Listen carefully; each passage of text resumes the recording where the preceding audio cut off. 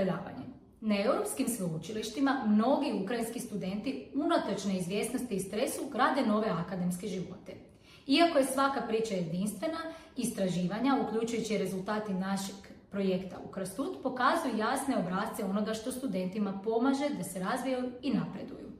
Danas ćemo se osvrnuti na stvarne primjere uključivosti, ponašanja mentora i nastavnika koje su omogućile te priče načine na koje ih možemo primijeniti u svakodnevnoj praksi.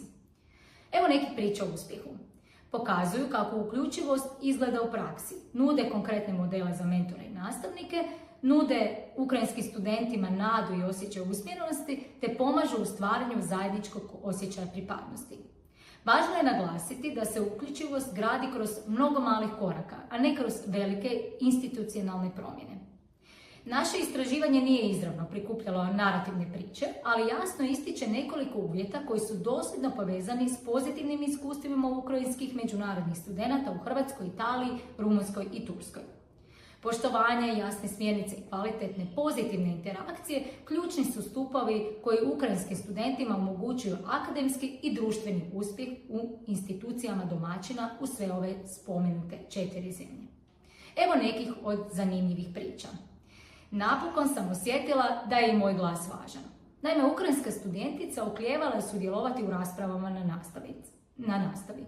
Mentorica je to primijetila i nakon jednog seminara rekla: vaša perspektiva može obogatiti ovu skupinu. Voljela bih da se sljedeći put uključite. Zatim je uvela jedno strukturirano sudjelovanje gdje su svi studenti dobili jednako vrijeme za izlaganje.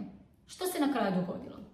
Studentica se počela aktivno uključivati, poraslo joj je samopouzdanje, a kolege su cijenili njezine doprinose. Zašto je ovo u konačnici dalo pozitivan rezultat? Studenti koji se osjećaju ozbiljno shvaćenima imaju veću dobrobit, što vodi snažnijem angažmanu. Evo jedne druge priče. Jasne upute promijenile su sve. Naime, studenti imaju poteškoća s prvim zadatkom jer kriteriji nisu bili jasno postavljeni. Nastavnik je preoblikovao opis zadatka koristeći na primjer TILT metodu. Svrha, zadatak, kriterij uspjeha i primjer kvalitetnog rada.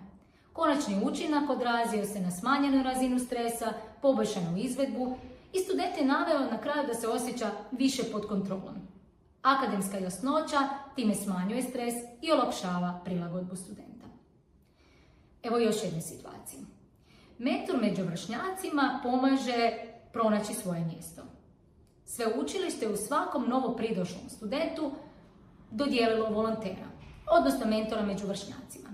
Tjedni kratki susreti obuhvaćali su pritom korištenje nastavnih platformi, pronalaženje akademske podrške i neformalnu društvenu integraciju. Ishod ovog je bio da student se aktivno uključuje u studentsku organizaciju i razvije snažne odnose sa svojim vršnjacima.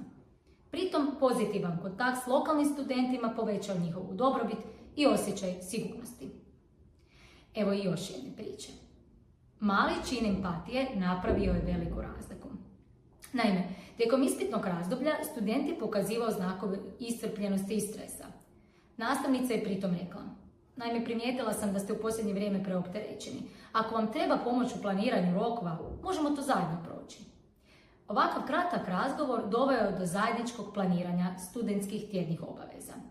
U konačnici rezultat je bio manje propeštenih rokova, poboljšana dobrobit studenata, pa i na kraju student se osjećao viđenim i podržanim. Osjećaj podrške rezultirao je većom dobrobiti, a to je rezultiralo snažnijom identifikacijom s Europom. No, na kraju, što je zajedničko svim ovim pričama? U različitim kontekstima stalno se pojavljaju 4 ključna ponašanja i nastavnika, odnosno mentora. Uočavanje suptilnih signala, pružanje jasnoće, poticanje pozitivne interakcije među studentima te pokazivanje dostojanstva i poštovanja. Ova ponašanja su zapravo jednostavna, ali mijenjaju živote. Kako nastavnici mogu stvarati vlastite priče o uključivosti i uspjehu? Evo nekih konkretnih koraka koje možete primijeniti odmah. Koristite strukturirano sudjelovanje kako bi svi imali jednu priliku. Ponudite 5-minutni razgovor nakon prve predaje zadatka. Povežite međunarodne studente s mentorima među vršnjacima. Započnite seminar kratkom refleksijom o vrijednostima poput dostojanstva ili pravednosti. Reagirajte na preopterećenost studenata rano, ne tek nakon uspjeha. Ove strategije nisu korisne samo za ukrajinske studente. One pomažu svim ranjivim skupinama i učenika i studenata. Evo što možete napraviti već ovaj mjesec. Naime, odaberite jednu od sljedećih aktivnosti. Primijetite i reagirajte na tihu poteškoću jednog studenta. Preoblikujte jedan zadatak s jasnim očekivanjima. Omogućite jednu strukturiranu vršnjačku interakciju ili, na primjer, podijelite jednu uspješnu priču s kolegama kako biste potaknuli promjene. Uključivost raste iz svakodnevnih odluka, a nastavnici su upravo u njezinom središtu.